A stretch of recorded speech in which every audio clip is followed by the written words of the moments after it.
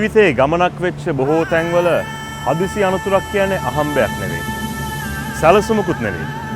ඒත් හදිසි අනතුරක් අහම්බයක් හමුවීමක් තමන්ගේ ජීවිතයට ආශිර්වාදයක් කරගන්න කවුද අකමැති?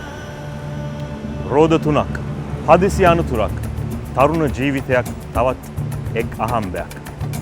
ඉතින් මග නොමග දැනගෙන යන මේ ජීවිත ගමනේ ඉදිරියටම යන්න මේ කතාව ඔබට හොඳ මංසල්කුණක් වේවි. එමනම් අදත් හැඟුම් ගනුදෙනුවට පෙර මේ රූම් නම්බර් 33 33 කාමරය.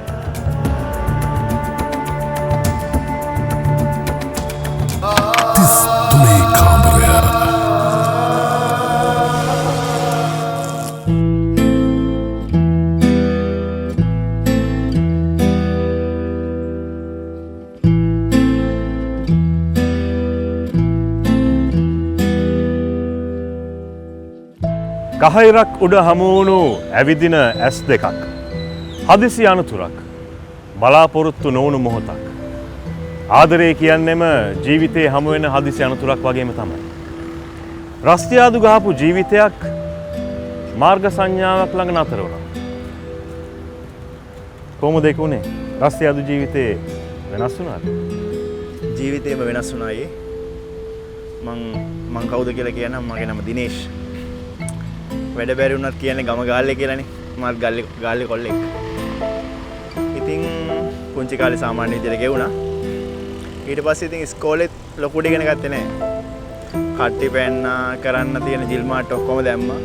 අන්තිමට ඉතින් ඕ ලෙවල් කිට් වෙනකොට ඉස්කෝලේ ගමනක් කඩාකප්පල් වුණා. එහෙම වෙලා ටික කාලයක් ඇද්දි තේරුණා මේ අම්මලා තාත්තලාට සලකන්නේ හැමදේටම සල්ලි ඕනේ කියලා. ඉතින් මට කරන්න තිබුණු එකම දේ සහ ගමේ ඉඳන් කරන්න පුළුවන් පහසුම දේ, කරදරයක් නැති දේ ත්‍රිවිල් රස්සාව. අන්තිමට මං ත්‍රිවිල් එක මගේ ජීවිතේ කරගත්තා. ත්‍රිවිල් එක ගත්ත ලීස් එකක් දාලා ඒකත් ණය වෙලා පොඩි මුදලක් මුලින්ම කම්පැනියට දීලා මාස ගානේ ගෙවන්න තමයි ලීස් එක දාගත්තේ. කොහොම හරි අයියේ මං ගමේ තිබිච්ච පාක් එකේම ත්‍රිවිල් එක දිව්වා. ගමේ පාක් එකේ දුවනවා කියන එකත් ලේසි නෑ. ඒකත් අමුතු කට්ටක්. යාළුවොත් එක්ක සෙට් වෙලා ඉන්න ඕනේ. ඉතින් එහෙම බජාර් එකේ බහැලා මං ත්‍රිවිල් එක එලෙව්වා. ලොකුවට කියලා ආදායමක් හම්බුන්නේ නෑ. සමහර දාට රුපියල් 1500 වැටිච්ච වෙලාවලුත් තිබුණා. ඒත් ඉතින් උදේ 6 ඉඳන් රෑ 6 7 වෙනකන් දුවනවා. සමහර දාට 6 වැදෙනවා. සමහර දාට ඉතින් අතේ සතේ නෑ. තෙල් ටික ගහගන්නෙත් බොහොම අමාරුයි. ඔහොම කාලයක් දුවද්දී ගමේ තිබිච්ච ওই පොඩි පොදු වැඩ වලටත් අපි ත්‍රිවිල් අපේ සංගමයක් තිබුණා. ওই ත්‍රිවිල් සංගමයෙන් උදව් කරා. ඕව කරගෙන කොහොමයි ත්‍රිවිල් රස්සාව දිගට මම කරගෙන ගියා. ඔහොම යද්දි තමයි අයියේ මට සුදාශි හම්බුනේ.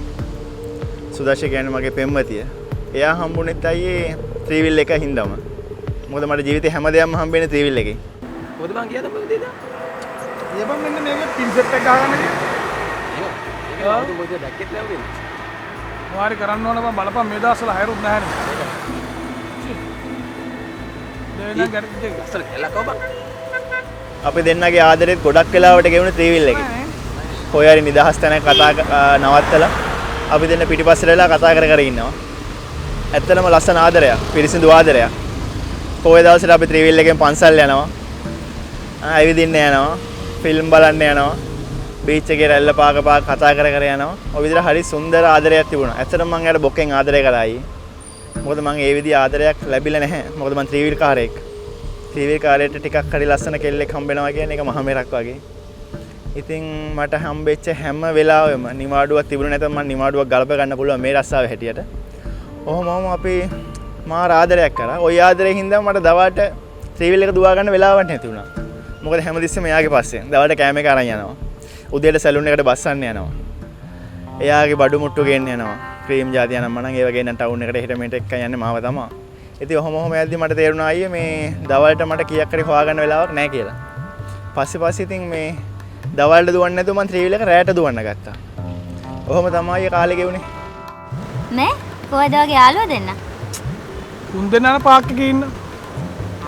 ඉතින් ඔයා මෙහෙම මාව බලනවාම හයර් පාඩු වෙනවනේ. කමන්න නැහැ. මම ඉතින් රැට හරි දුවනවා. රැට දුවන්න එපානේ. නැත්නම් කොහොමද මේක ෆිනෑන්ස් කරන්නේ? ඒ වුණාට රැට එපා.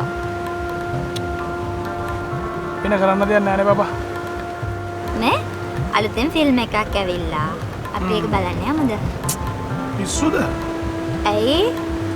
අපි ඉතින් 6ක් දුවල කීයක් කියලා හොයා ගන්න ඕනනේ. කද්දානේ. බලමුකෝ. මේ අපි යමුද මොනවා හරි බොන්න?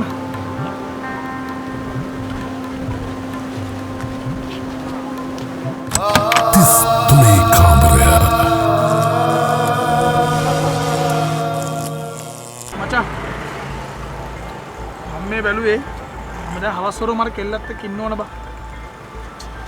අයර ගොඩක් පාඩු වෙනවා බා. මම කල්පනා කරන් ඉන්නේ මචං නයිට් එක අදින්න කියලා. මොකද කියන්නේ?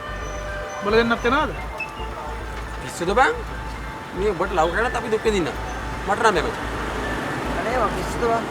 මටත් බෑ. මට නම් එහෙම බෑ බා. මොකද බං මේ වාරික දාන්නත් එපා. එදා ඉඳන් තනි නොතනියට හිටියේ මේ රෝද තුන තමයි. ඒත් තනිය මකන්න හදිසි අනතුරක් එකතු වෙනවා. ජීවත් වෙද්දී ඉතින් ආදරේ විතරක්ම තිබිලා මදි. ආදරයක් එක ජීවත් වෙනකොට තමයි ඒක දැනෙන්නේ. අන්න ඒ නිසා වැඩියෙන් මහන්සි වෙලා වැඩ කරන්න සිද්ධ වුණා. රෑ දවල් නොබලා. කොහොමද ඉතින් මේ අලුතෙන් පටන් ගත්තු රාත්‍රියේ ත්‍රිවිල් ජීවිතේ? ඇත්තටම අයියේ මම රෑට ත්‍රිවිල් එක දුවන්න පටන් ගත්තේ සුදර්ශයෙන් හින්දා. එයත් එක ඉන්න වෙලාව ගියාම මට දවල්ට දුවන්න වෙලාවක් ඇත්තටම නැහැ. කීයක් හරි හම්බෙන්නේ නැතුනම ඊට වඩා ප්‍රශ්නනේ අයියේ. ඒ හින්දා තමයි මම ත්‍රිවිල් එක රෑට දුවන්න පුරුදු වුණේ. නැත්නම් රෑට දුවන්න පටන් ගත්තේ. ඔහොම රෑට රස්සාව කරනකොට අයියා මට එක ජාතියේ මිනිස්සු හම්බුණා. මිනිස්සු විතරක් නෙමෙයි ගෑනු අයත් හම්බුණා. එක රස්සා ගන්න. සමහර දාට ඒ ටවුන් එකේ ගාමන්ට් එකක් තිබුණා. ඒ ගාමන්ට් එකේ රෑ වැඩ මුරේ ඉවර වෙනවා. රෑ 12යි ගානට. ඒකේ වෙලා කට්ටිය ගෙවල් වලට ගිහිල්ලා දාන්න ওই වගේ එක ජොබ් හම්බෙනවා. ඉතින් හම්බෙන හැම එකක්ම මම හරි කැමැත්තෙන් කරා. මොකද මොනව නැතත් මට පණ වගේ ආදරයක් තිබුණා. ඒ ආදරේ මතක් වෙනකොට මට රෑ නිදි මරණ එක එච්චර ප්‍රශ්නයක් වුණේ නැහැ. ඔහොම යද්දි තමයි දවසක් මට දවස මතක නැහැ. මම ත්‍රිවිල් පාක් එකේ ඉන්නකොට අවුරුදු 24ක 25ක වගේ කෙල්ලෙක් කියන්න පුළුවන්. ඇවිල්ලා මේ යමුද කියලා ඇහුවා. හයර් එක. ඊට පස්සේ ත්‍රිවිල් එකට නැගකට පස්සේ මම කාට වුණත් කතා කරන්නේ මිස් කියලා, මිස් සර් කියලා. ඒතර පොඩියක් හැදෙනවා ඒ ත්‍රිවිල් එකේම. මම මිස් කොහටද යන්නේ කියලා ඊට පස්සේ මට ඇඩ්‍රස් එකක් දුන්නා. මම මෙතන ගිහිල්ලා දාන්න කියලා. බැලුවාම අයියේ මේ හොටල් එකක්.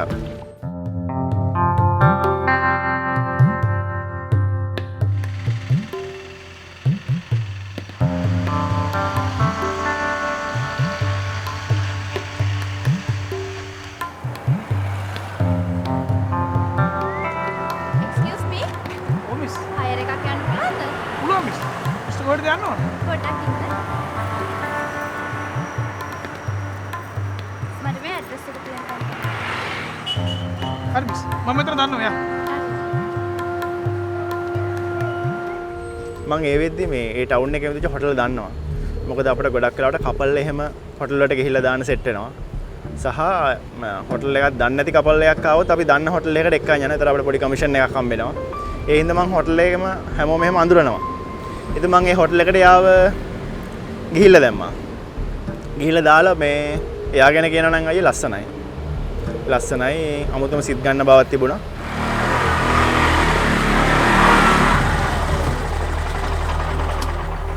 මිස් මෙතන තමයි මිස් කියපු තැන. හරි. ඔයාගේ හයර් එක කීයද? 300ක් දෙන්න මිස්. මෙන්න. මට ඔයාගේ නම්බර් එක දෙන්න පුළුවන්ද? දෙන්නම් මිස්. ෆෝන් එක දෙන්නකෝ මම.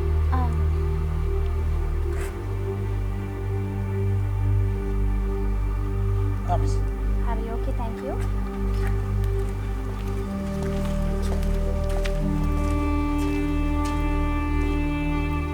ඊට පස්සේ කොහොම හරි දවසක් මම කතා කරා. කතා කළා මගින් තමයි ආ ත්‍රිවිල් එකට නැග්ගේ. නැගලා එක තැනකට එයා ගිහිල්ලා දාන්න කිව්වා. ඊට පස්සේ පැය 3කට 3:00මාරකට විතර පස්සේ ආපහු කතා කළා මල්ලි කොහෙද ඉන්නේ කියලා අහලා මාව ගන්න එන්න පුළුවන්ද කියලා ඇහුවා. ওই විදිහට මෙයා මගේ ත්‍රිවිල් එකේ 6ක් 7ක් වගේ ගියා.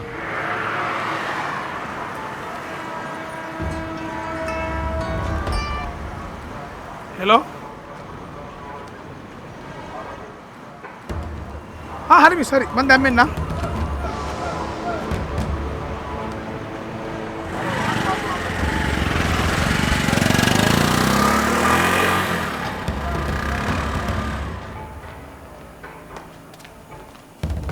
හා ඔයා හොඳ යමු.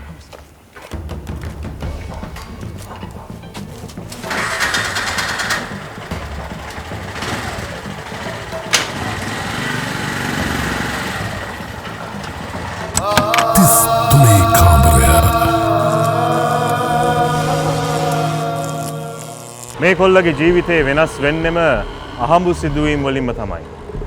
ආදරයක් හම්බුනේත් අහම්බෙන්. තවත් රාත්‍රියක තවත් අහඹු සිදුවීමකින් ජීවිතේ ආයෙත් වෙනස් වෙන්නයි යන්නේ. මොකද උනේ? ඉතින් අයියේ මේ රැයට ත්‍රිවිල් දුවන රස්සාවත් මං ෂේප් එකේ කරගෙන ගියා. ওই අතර වාරේදී සුලෝචනා එයාගේ හයරුත් මම ගියා.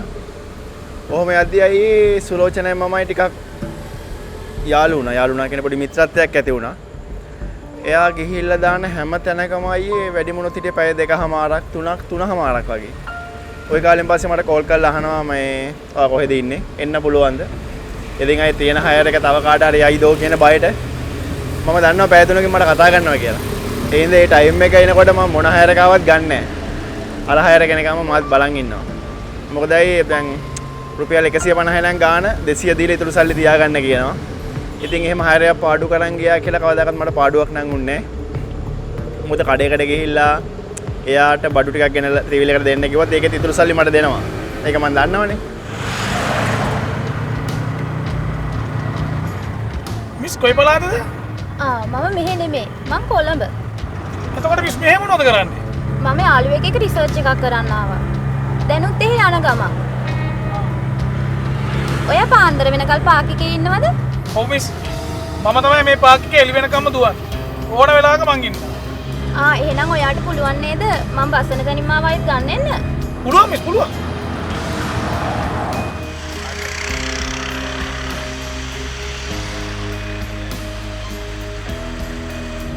ඉස්සරහින් මාව බස්සන්න.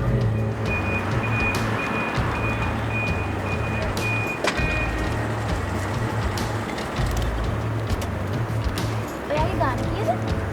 කමක් නැහැ මිස් අපි ආයන් පස්සේ ගමුකෝ හරි එහෙනම් මම කෝල් එකක් දෙන්නම්. හරි මිස් මම පට් ගාලා මෙතන ගන්න මිස් මට කෝල් එකක් දෙන්නකෝ හරි. ඔහම කාලේ ගෙවිලා ගියා. ඒ වගේම මගේ ආදරෙත් ওই විදිහට ගලාගෙන ගියා. මගේ පෙම්වතියත් එක්ක මම බීච් එකේ වැඩිපුර මෙතන ත්‍රිවිල් එකට වෙලා ආදරය කරපු එක තමයි කරේ. මොකද රැයට දුවන හින්දා සාමාන්‍යයෙන් හොඳ සල්ලි ටිකුත් මට හම්බුණා. ඒකෙන් පොඩි පොඩි තෑගි භෝග එහෙම යාට ගිහිල්ලා දුන්නා. අපි කොහේ හරි ළඟ හොඳ කඩේකට ගිහලා රෙස්ටොරන්ට් එකකට ගිහලා කනවා බොනවා. හරි විනෝදයෙන් හිටියා.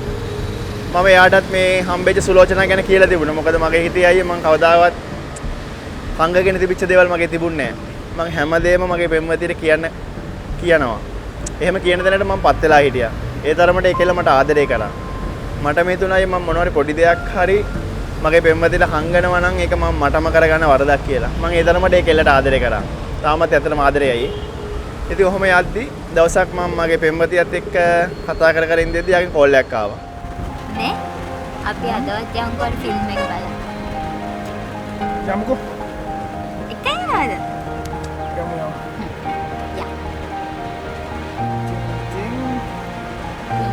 ඔය දාකන් ගියෙත් නෑනේ. දායිති මම හදිසියෙ කියන්නේ ඔව් ඒක ලස්සනයි.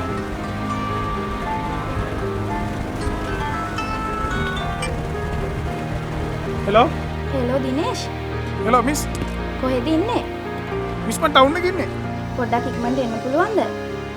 හරි මිස් මම දැන් මෙන්න හැබැයි එන්න කලින් මට කෝල් එකක් දීලා එන්න. හරි මිස් හරි මේ මට පොඩ්ඩක් යන්න වෙනවා අයිය යමුද කද්ද අයියේ? යම්කෝ පොඩ්ඩක් කාලා මම වා දාගෙන යන්න ඔය එදත් ඔහොමයි. ඔය මං එක්ක තමයි පොඩ්ඩක් ඉන්න බැරි. යම්කෝ වාර සලුන් එකට යන්න ඕන කිව්වනේ යා මම දාගෙන යන්න යා ඉන්නම වනේ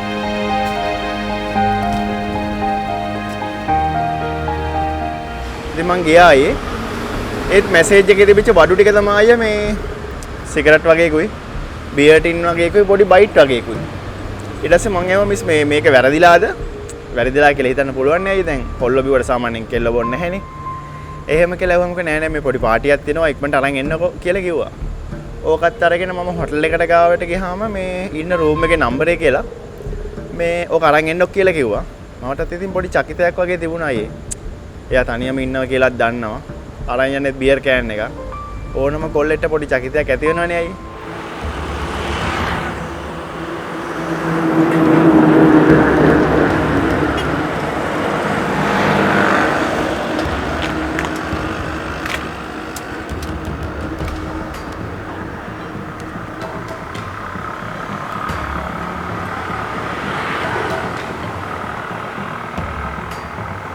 හෙලෝ මිස්. මිස් මට කෝල් එකක් ගන්න කිව්වේ? මං ඔයාට කෝල් එකක් ගන්න කිව්වේ. මං ඔයාට මැසේජ් එකක් තියලා ඇති. ඒක එන ගමන් බාර් එකෙන් අරන් එන්න. බාර් එකේ? මොකද මිස්ටර් පොඩ්ඩක් බොන්නවත් හිතුණාද? මගේ මේ යාළුවෝ දෙන්නෙක් එනවා කිව්වා. ඒකයි. හරි මිස් මං අරන් එන්න. හරි.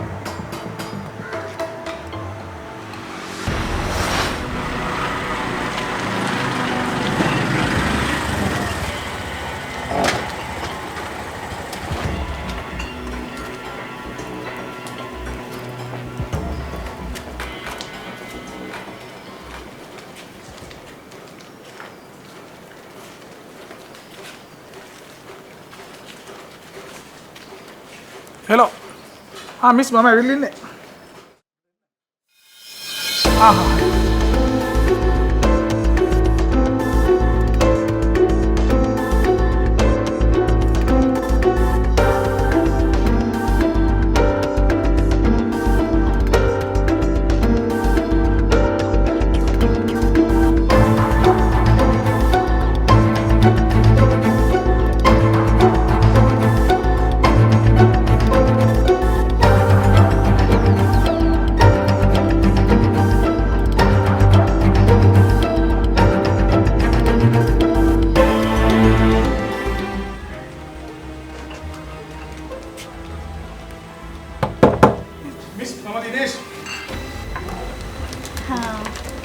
මිස් මම අර ගෙනාව. එන්න ඇතුළට. ඇයි දොරකඩ ඉන්නේ?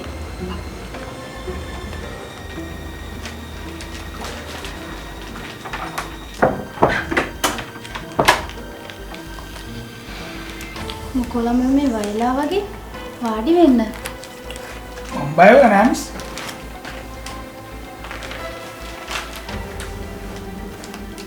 මිස් කොහරේ නෝගේ පියාළුවා? මොන යාළුවෝ දානේ? කෝල් ගෙනාවේ අපි දෙන්නට බොන්න.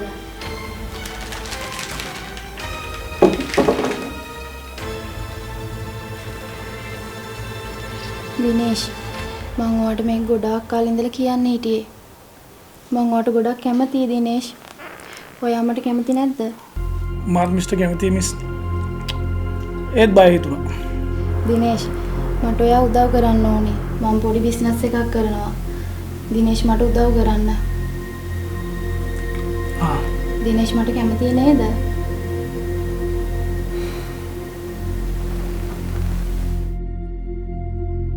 එදා මට ඒක නිකන් අමුතු දවසක්.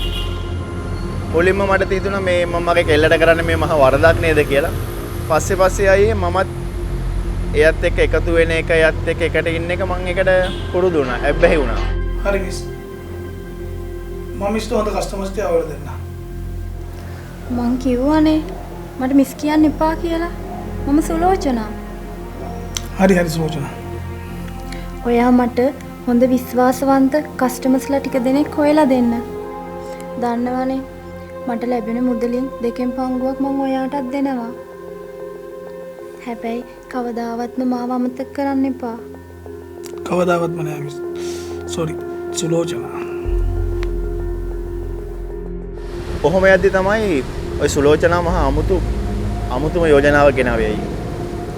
එයා කිව්වා එයා ලොකු සල්ලිකාරයොත් එක්ක එකට ඉන්නවා. එහෙම ඉඳලා තමයි මෙච්චර සල්ලි හොයන්නේ. අපි එකතු වෙලා මොන හරි ඩීල් එකක් කරමු කියලා. මටත් හරි පුදුමයි අයියේ. මොකද එහෙම දෙයක් මගේ තුන් හිතකවත් තිබුණේ නැහැ.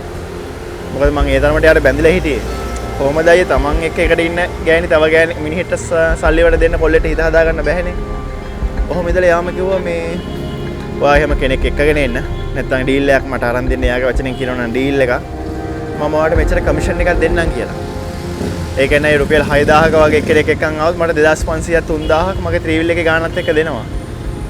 ඉතින් අයියේ ඇත්තටම හිර වෙලා ඉඳපු මට සල්ලි කෙල්ලයි දෙකම දෙයියෝ කකුල් දෙක ගාවට ගෙනල්ලා දුන්නාම මං හිතන්නේ ඕනම කොල්ලෙක් පයින් ගහයි කියලා. තුනේ කාමරය.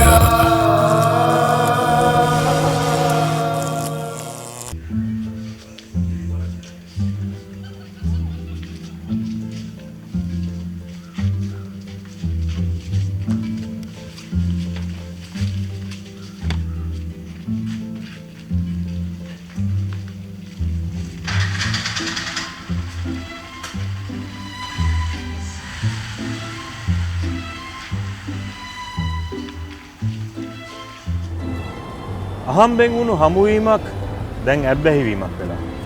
මේ ඇබ්බැහිවීම නිසා මිනිස්සුන්ට තමන්ගේ හීන වගේම තමන්ට තමන්වත් අමතක වෙනවා. මුදල් යහමින් ලැබෙන්න පටන් ගත්ත තැනින් ගොඩක් ඈතට ගිහින් තිබුණා. ඉතින් ඊට පස්සේ සුලෝචනා ගෙනාපු යෝජනාවට අයියේ අකමැත්තෙන් හරි මට කැමති වෙන්න සිද්ධ වුණා. මොකද ඒ වෙද්දී සුලෝචනා මට කායිකව දීපු සතුටත් එක්ක මම සුලෝචනාට ආදරය කරන්න පටන් ගන්න තිබුණා. මට තේරෙන්නේ ඒක ආදරයක්ද මොකක්ද කියලා. නමුත් මම එයාට ආකර්ෂණය වෙලා තිබුණා. කැමති වෙලා තිබුණා. ඔහොම ඉඳ මගේ හිත එකපාරට කැමති වෙන්න උන්නේ සුලෝචනාව සල්ලි වලට විකුණන්න. නමුත් පස්සේ මටම තේරුම් ගියා මට වෙන සල්ලි හම්බ වෙන විදියක් නැහැ කියලා. මේ වැඩේට අයියේ මට ඊළඟට තිබිච්ච ප්‍රශ්න තමයි මේ විශ්වාසයක් ඇතුව කස්ටමර් කෙනෙක් හොයාගන්නේ කොහොමද කියලා. මොකද අයියේ නන්නා දුරන මිනිස්සෙක් එක්කන් ඇවිල්ලා මොනවාරි ප්‍රශ්නයක් වුණොත් සුලෝචනාට මට දෙන්නටම හිරේලා ගින්න වෙනවා කියලා මම දැනගෙන හිටියා. ඔතනින් තමයි මට මතක් වුණේ අයියේ ත්‍රිවිල් රස්සාව කරද්දී මං අඳුරගත්ත මුදලාලිලා, හොටෙල් අයිතිකාරයෝ, ගයිඩ් ජොබ් එක කරන කට්ටිය, ටියුෂන් ක්ලාස් යන ළමයි, ඔහොම සෙට් එකක් හිටියා අයියේ. පස්සේ එයාලව මං කොහොම හරි මේ වැඩේට බැලන්ස් කරගත්තා. මේ විස්තරේ කිව්වහම ඒගොල්ලෝ එකපයින් කැමතුණා. මොකද අර එයාලා මාව විශ්වාස කරා. මං කවදාවත් ඒගොල්ලෝ අමාරුව දාන එකක් නැහැ. ඒගොල්ලන්ට ප්‍රශ්නයක් ඇති නොකරයි කියන විශ්වාසය එයාලගේ තිබුණා. ওই විදිහට අයියේ මේ හොඳ ආදායමක් මට හම්බුණා. කොහොමද? ෂා. කෙල්ලගේ ලස්සන. අනේ පිස්සු නැතුව යන්නලා නේ. මේ අද නම් යවන්න ලොබයි අප්පා. හරි යන්.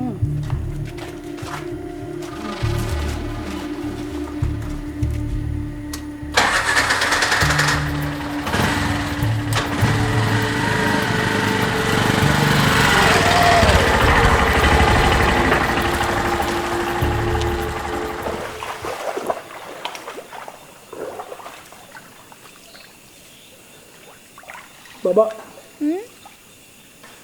මට පොඩි අදහසක් ආවා බබා. මොකක්ද? මේ දැන් කරන බිස්නස් එක දවල්ටත් කරන්න. ඔයාගේ කැමැත්ත. මොකද බබා මට හොඳ කස්ටමර්ස් ටිකක් ඉන්නවා. හැබැයි අපි ඒ දේ කරන්නේ රූම්ස් වල නෙමෙයි ආ. එහෙනම් අපි ඒක කරන්නේ ත්‍රිවිල් එකේ. ත්‍රිවිල් එකේ? ඔව් බබා. අයියෝ කැමති නැද්ද? ඔයා කැමති නම් ඕනේ දෙයකට මං කැමතියි. ගොඩක් වෙලාවට බීච් එකක් ආයිනේ වැටකෙయ్య බඳුරක් ආයිනේ නවත්තලා සුලෝචනායි කස්ටමර්යි ත්‍රිවිල් එක ඇතුලේ ගොල්ලන්ගේ වැඩේ කරගන්න ඉඩ දීලා මම ළඟට වෙලා ඉන්නවා. කවුරු හරි වටේ කැරකුණොත් ඉතින් මම ත්‍රිවිල් එක ගාව ඉන්නවා කියලා පේනවනේ. කවුරුත් ඉතින් මොකුත් කියන්න ආවේ නැහැ. මාවත් දන්න කට්ටිය ඉන්නවා. එහෙම නැත්නම් ඉතින් මම පොඩ්ඩක් ත්‍රිවිල් එකේ පිටිපස්සේ රෝදේ අතක ගා ඉන්නවා. ත්‍රිවිල් එකේ පැච්චයක් ගියා වගේ. ඔහොම කියලා එන කස්ටමර් කෙනෙක් කොහොම හරි වැඩි වෙලා ඉන්නෙත් නෑ අයියේ. ඉතින් ওই වැඩේ අපි උදේටත් කරා, දවල්ටත් කරා. හොඳටම සල්ලි හෙව්වා. ඉතින් වැඩක් නැති වෙලාවට සුලෝචනා මංගාව හිටියේ. මට ඒ කොයි වෙලේකවත් හිතුන්නේ නෑ අයියේ මම මේ ආදරය කරන ගණිකාවකට කියලා. මේ දැන් ඇති බබා. දැන් ඉතින් මගේ වාරේ. යන් එහෙනම් හොටෙල් එකට. යමුද? කොහොම හරි අයියේ මගේ මේ බිස්නස් එක නෙමෙයි සුලෝචනා කියන කෙනෙක් එක්ක මගේ ඇයි හොඳ අයියක් තියනවා කියලා මගේ පෙම්වතියට දැනගන්න හම්බෙලා. දවසක් මට එන්න කියලා මම ගියා. ඔයා දැන් දෙන්නේ? ඔයා දැනද මම කොච්චරලා බලන් ඉන්නවද කියලා මෙතන? ඔව් ඉතින් මම ඉතින් මගේ වැඩ කරගෙන එන්න ඕන. ඔව් මම දන්නවා ඔයාට තියෙන වැඩ මොනවද කියලා.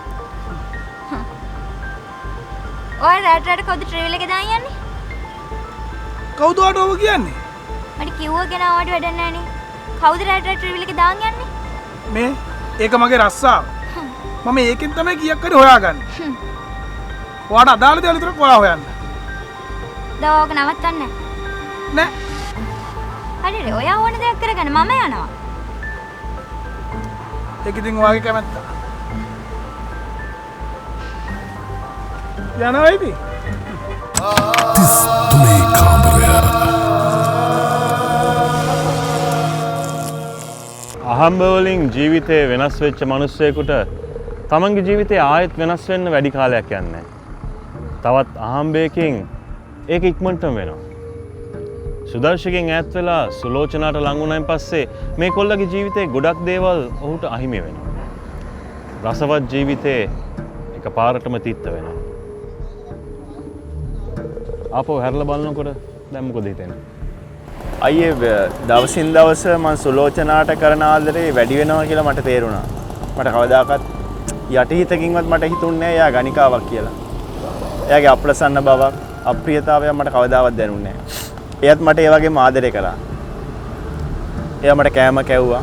මමත් සුලෝචනාට වත් එහෙම කවලා තියෙනවායි. එයාට පොඩි ලෙඩක් හැදුනොත් එහෙනම් මම එයාව ડોක්ටර් ගාවට එක්කන් යනවා. අපි දෙන්න ට්‍රිප් යනවා. තව දවසකට අයියේ මට එයාව හොටෙල් කාමරයක තනි කරලා ගෙදර යන්න හිතුන්නේ නැහැ. එහෙම හිතලා ගෙදර ගියත් අයියේ මට තනියම කාමරයක නිදා ගන්න පුළුවන් කමක් තිබුණේ නැහැ. එච්චරටම මං සුලෝචනාට ලං වෙලා තිබුණා.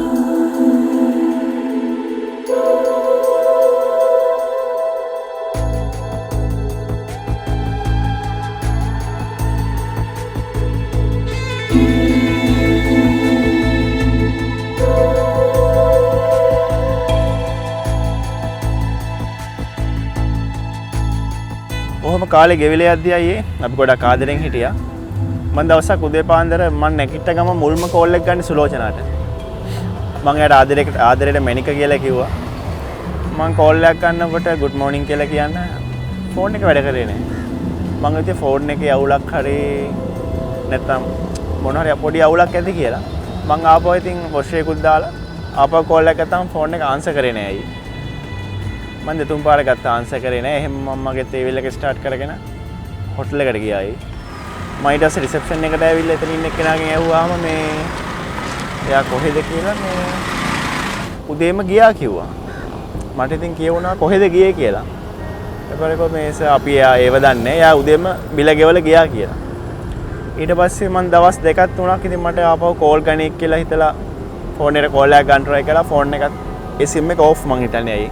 ෆෝන් එක වැඩ කර ඒ සිම් එක වැඩ කරේ නෑ. මෙයාර මේ උඩ කාමරක 38 හිටියේ. ඔව්. එමි සින්නාද? ඒ හතරමාර චෙක් අවුට්. හතරමාට? හරි. මං ගිහලා එන්න. ඔහොම යද්දි තමයි අයියේ මටම තේරුනේ මේ මම ලෙඩ වෙලා වගේ කියලා. මගේ පොඩිසිලින්ගේ පොඩි ගැටිති වගේ ඇවිල්ලා තිබුණා. එහෙම ඇදි මම ඒකත් මම ළඟින් ආශ්‍රය කරන මගේ යාළුවෙට කිව්වා. ඌග පොඩ්ඩක් ගිහලා චෙක් කරගනින් මචං. නැත්නම් බ්ලඩ් එක චෙක් කරගනින් ගිහලා එම්ම මොකද අවුලක් වෙන්නේ නැති කියලා. ඒ ඔයාට මේ මොනවාරි එයාට මේ වගේ රෝග ලක්ෂණ මොනවද තියෙනවද කියලා කිව්වේ නෑ. නෑ ડોක්ටර් ඉතින් එයා අඳපු පැලඳපු විදියටත් මට එහෙම දෙයක් හිතෙන්න තරම් වෙලාවක් තිබුණේ නෑ ડોක්ටර්. ඔයාට මොනවද දැන් තියෙන මේ රෝග ලක්ෂණ? තියෙන ડોක්ටර් මේ මගේ පොඩිසිලින්ගේ පොඩි තුවාල වගේ තියෙනවා. ඒවෙන් පොඩි අර පොඩි අවර්ණ වගේ ද්‍රව්‍යයක් එනවා. මුත්‍ර මාර්ගයෙන් ස්රාවයක් වගේ යනවද? ඔව් ડોක්ටර්. ඒ රුෂණ කොටස වගේ දිමිලා එහෙම නෑ. රිදෙන වගේ එකක් තියෙනවා ડોක්ටර්. තියෙනවා. ඒ ඊට අමතර වුණ ඇද මේ වසාගට දිවි වෙන්නේ වගේ. එහෙම මොකුත් නෑ නේද? මෙහෙමයි දැන් ඇත්තටම මේක බලනකොට සමහරක් වෙලාවට මේක ලිංගික සම්බන්ධ වෙන මොකද කීප දෙනෙක්ම සම්බන්ධ වෙන කෙනෙක් එක්කනවා සම්බන්ධ වෙලා තියෙන්නේ. ඒකෙන්ද මේක උඟක් වෙලාවට ලිංගිකව සම්බන්ධ වෙන රෝගයක් වෙන්න පුළුවන්. ඔය පරීක්ෂා කර බලලා අපි ලැබ් එකටත් රිපෝට්ස් එකක් යවන්න තියෙනවා. ලේත් ගන්න වෙනවා. මොකද HIV අනිත් ඒවාත් බලන්න පුළුවන්. මොකද දැන් රෝග ලක්ෂණ නැති ඒවාත් සමහරක් වෙලා තියෙන්න පුළුවන්. ඔක්කොම බලලා රිපෝට්ස් ආවට පස්සේ අපි කතා කරමු. එතනදී තමයි අයියේ මට තේරුනේ සුලෝචනා නිකම්ම ගියේ නෑ. මට ලොකු තෑග්ගක් දීලා ගිහින් තියෙන්නේ කියලා. ඒ වෙලේ තමයි අයියේ දැනගත්තේ මට තෑග්ගකට සුලෝචන අමතක නොවන විදියට සමාජ රෝගයක් තියාගන්නම පූජා කරලා ගිහිල්ලා කියලා. දැන් මම ડોක්ටර්ගෙන් බෙහෙත් ගන්නවා. ඒක නිට්ටාවටම හොඳ වෙන්න ලොකු කාලයක් යනවා කියලා තමයි ડોක්ටර් කියන්නේ. මං හිතුවේ බං කොහොම දෙයක් වෙයි කියලා. කෙල්ලෙක් හරි ගෑණියෙක් හරි සෙට් වුණාම හිත යන්නේ නැති වෙනවට නේ බං. මං කිව්ලත් නෑ බං. කවුද හිතුවේ ඒකෙන් ඒ වගේ කියලා? ડોක්ටර් කිව්වද බං හොඳ වෙයි කියලා? ડોක්ටර් කිව්වා. බෙහෙත් ටික බොන්න කිව්වා. අපිට අතට පාඩම් බං මේක. දිනේෂ් මේ වගේ රිපෝට්ස් ඇවිල්ලා තිබුණා. මම බැලුවා ඒ ටික. ඒ රිපෝට්ස් අනුව මේ දැන් ඔය කියපු රෝග ලක්ෂණ වලින් ආපු එක තමයි මේ හර්පීස් කියන එක. හර්පීස් සිම්ප්ලෙක්ස් කියන වෛරස් එකකින් හැදෙන්නේ. මේක හැදුනම ඇත්තටම ඔය වගේ තුවාල ඇවිල්ලා ඒ වෛරස් එක හින්දා තමයි තුවාල එන්නේ. පොඩි ශ්‍රාවයක් වෙනවා. ඒ වගේම වේදනයි. අර වගේ වේදනාවක් වැඩි කියලා. මේක මේ සාමාන්‍ය වෛරස් එකට ප්‍රතිකාර තියෙනවා. ඒ කියන්නේ ප්‍රතිකාර තියෙනවා කියන්නේ වෛරස් එක මැඩ පැවැත්වෙනවා. හැබැයි මේ වෛරස් එකක් හින්දා සම්පූර්ණයෙන් අයින් වෙන්නේ නැහැ. සමහරකට ආපහු මතුවෙන්න පුළුවන්. සමහරකට ආපහු මතු නොවෙන්නත් පුළුවන්. හැබැයි මේක තියෙනකොට අනික් කටට බෝ වෙන්නත් පුළුවන්. ඒකින් අර වේදනාව තියෙන හින්දා සාමාන්‍යයෙන් ලිංගික සම්බන්ධකම් පවත්වන අපහසුයි මේක. නැත්නම් ඒක හිතටත් කරදරයක් නෙවෙයි. අපේ හොඳයි.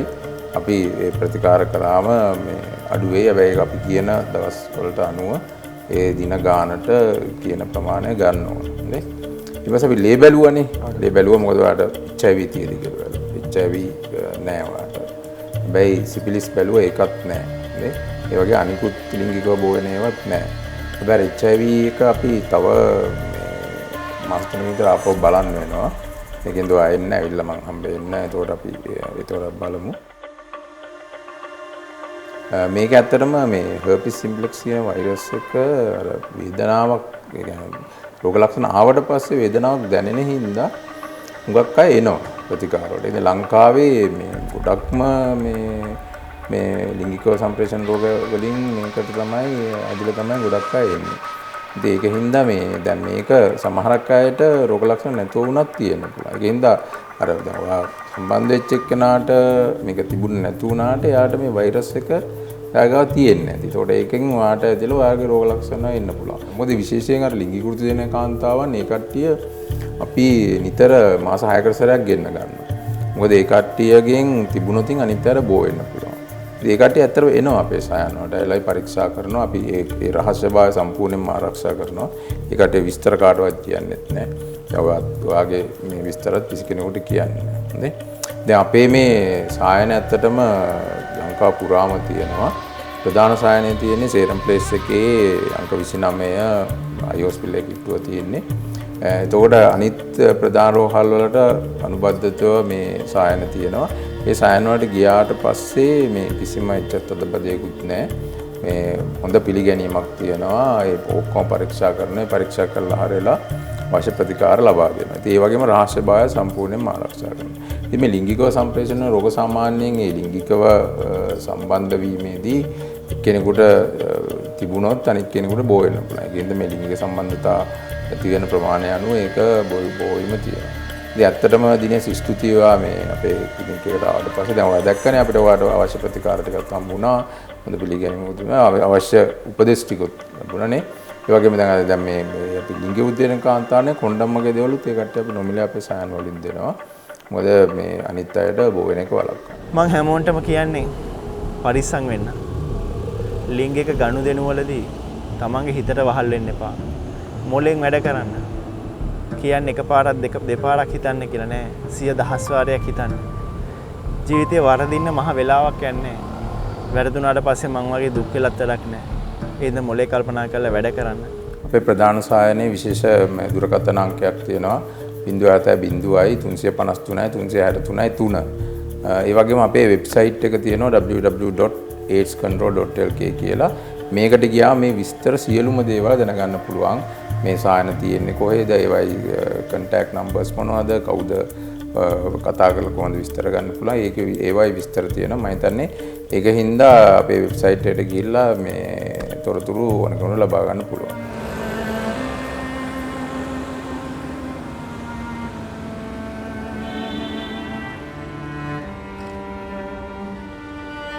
අහම්බෙන් ජීවිතයට එන මදසුලං සුළුසුලං බවට පත් වෙලා අමාරුවෙන් හම්බ කරගත්තු දේවල් ඔක්කොම අරගෙන ජීවිතේත් විනාශ කරලා දාලා යන්න යනවා. මේ හුළඟට ඔබේ ජීවිතයට එන්න ඉඩ දෙන්න. ඔබේ කවුළු පියම්පත් ඇර තබන්න. හැබැයි ඔබේ කාමරෙන් දේවල් රැගෙන යන්න මේ හුළඟට ඉඩ දෙන්න එපා. තිත්ත මතකයකින් ඔබේ ජීවිතේ රසවත් කරගන්නට ඉඩ සලස්වමින් මේ රාත්‍රියෙන් සමුගන්නටයි දැන් අපේ සූදානම්. මතක තියාගන්න හැඟුම් ගනුදෙනුවට පෙර තව පාරක් හිතන්න. මේ රූම් 4 කාමරය රූම් නම්බර් 33 33 කාමරය. ඊගෙන